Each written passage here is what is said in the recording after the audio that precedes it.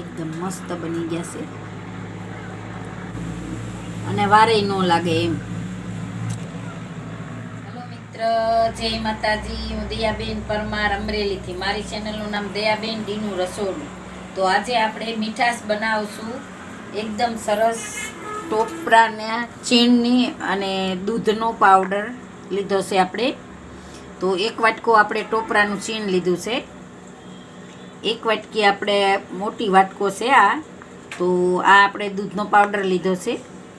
પોણો વાટકો આપણે ખાંડ લીધી છે અને થોડુંક આપણે દૂધ લીધું છે અને એલચી પાવડર લીધો છે.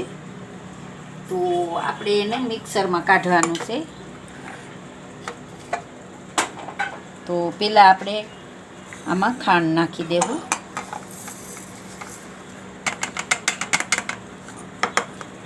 અને આપણે આ બે આપણે થોડું થોડું કરીને આપણે મિક્સરમાં કાઢવાનું છે.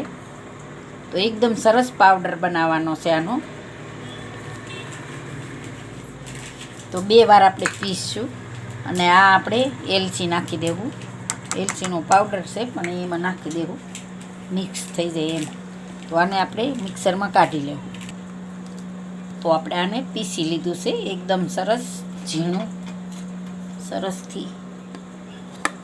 આપણે આને કાઢી લેવું. એકદમ સરસ આવો પાવડર બનાવી નાખવાનો.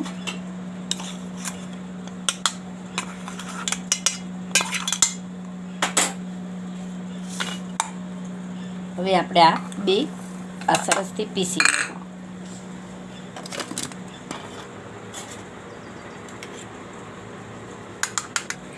તો આપણે સરસથી પીસી લીધું છે બધું. તો એમાં આપણે આ દૂધનો પાવડર નાખી દેવું.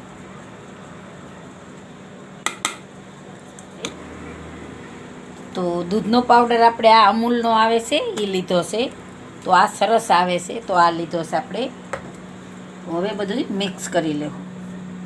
થોડું થોડું દૂધ નાખતું જવાનું અને મિક્સ કરવાનું. પણ પહેલાં આપણે આને એમને મિક્સ કરી લેવું.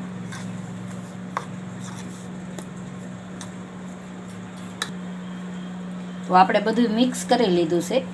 તો આપણે આમાં થોડું થોડું દૂધ નાખી અને હાથે અહીંયા આપણે આને સરસથી લોટ બાંધી એ રીતનું આપણે કરી લેવાનું છે.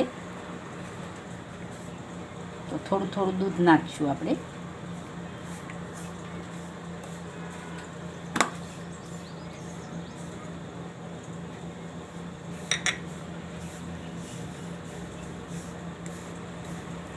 આ રીતનું માપે દૂધ નાખવાનું આપણે. અને જે પ્રમાણે મીઠું ખાતા હોય એ પ્રમાણે આપણે મીઠાઈમાં ખાંડ નાખવાની છે. મોળું ખાતા હોય તો થોડી ઓછી નાખવાની એમ. એકદમ સરસ મીઠાઈ બને છે બજાર કરતાં ઘીરે. તો આ રીતે આપણે આને લોટને સરસ સેટ કરી લેવું. જો આ રીતનું આપણે સરસ બનાવી લીધું છે આને.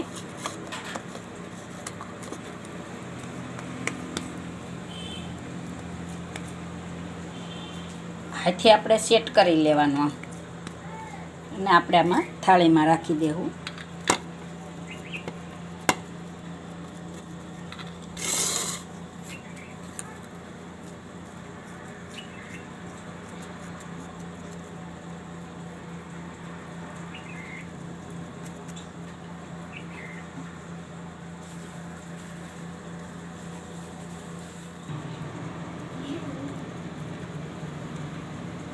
તો આ રીતે આપણે સરસથી સેટ કરી લીધું છે. તો હવે આપણે આની માથે તમારે પિસ્તા કે જે કોઈ વસ્તુ નાખવી હોય તો તમે નાખી શકો છો સરસથી. ચાંદીનું વ્રગ આવે એ રાખવું હોય તો એ રાખી શકાય. તો હું આમને સાદું બનાવું છું. તો હવે આપણે આને 1 કલાક જેવું રહેવા દઈએ.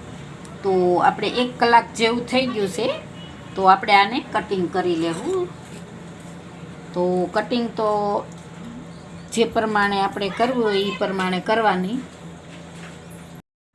તો આપણે આ કટર લીધું છે એનાથી આ રીતે સરસ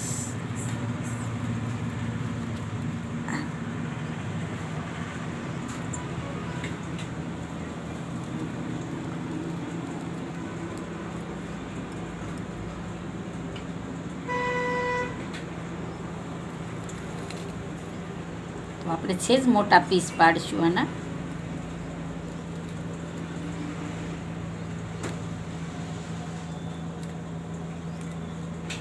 અને આપણે સાઈડથી થોડું થોડું આ રીતે કાઢી નાખીશું.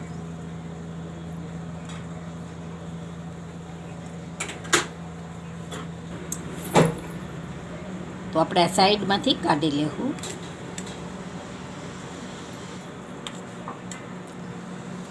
હવે આપણે એક એક પીસ બારા કાઢી લેવું